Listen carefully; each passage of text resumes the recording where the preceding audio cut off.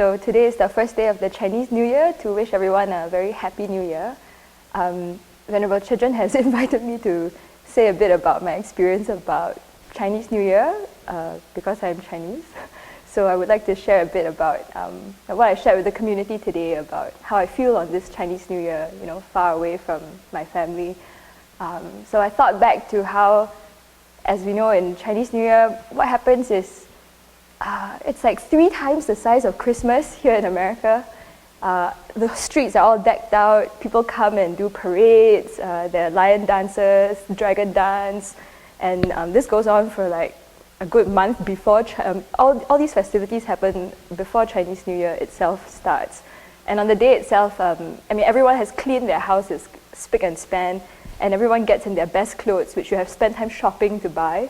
And you're supposed to visit every single elder in your family. And my family would be very busy because my dad is the 8th in his family, so we have to visit everyone who's his senior. And if you're a senior, you wait at home and then people come. And then every year you go to someone's house and you exchange oranges, which is quite nice. It's an exchange of good fortune. And if you are married, you have to give the unmarried people a red packet. So that's also and then you give them a red packet with all your best wishes for them. So as a kid, of course, I look forward to this because it was, extra pocket money. And then, of course, all the adults are there trying to calculate how much you received and whether they gave the other family the right amount and so on and so forth. So you have to keep account for your parents, like, yeah, Auntie X gave this amount. Yay! And then you count the money at the end of the night and you feel happy about it. And then, so this went on for many years until I reached my 20s and earned an income. And then suddenly I was receiving red packets with people saying, can you stop taking red packets from me? Can you just go and get married soon so I don't have to give you red packets? All these kids will come to you and say, when are you getting married so you can give me a red packet? All my students at school would do that too. Get married soon, then you can give us a red packet. Like, right. So it was a very pressurizing 3 days. And actually for that reason, I'm quite glad to be here.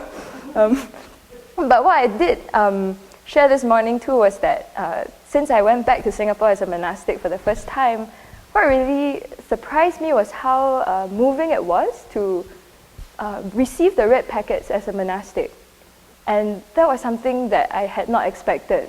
Maybe as a lay Buddhist, I would, you go to the temple on Chinese New Year, or all the time you make an offering to your teacher, you kneel down and you just feel really happy to make the offering to the Triple Gem.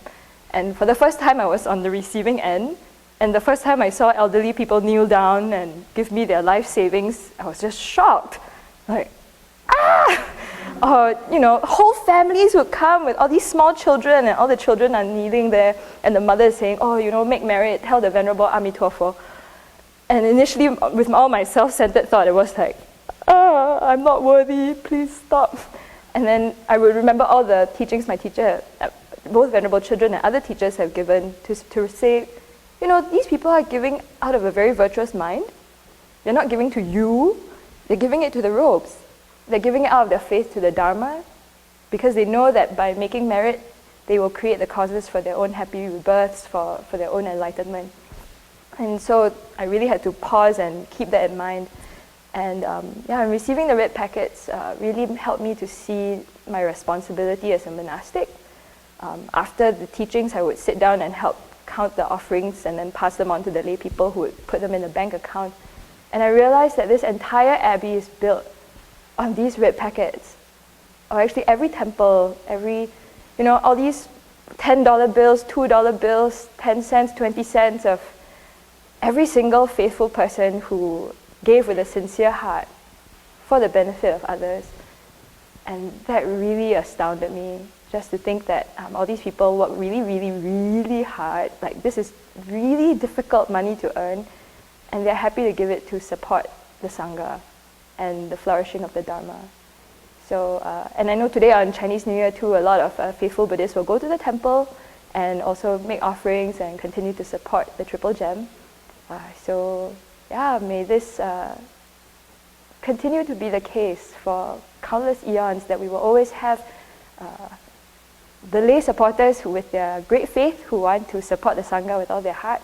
And of course, from the side of the Sangha, may we keep our precepts well, do our absolute best to repay the kindness of the lay people, and may the conditions always be there for the Dharma to flourish.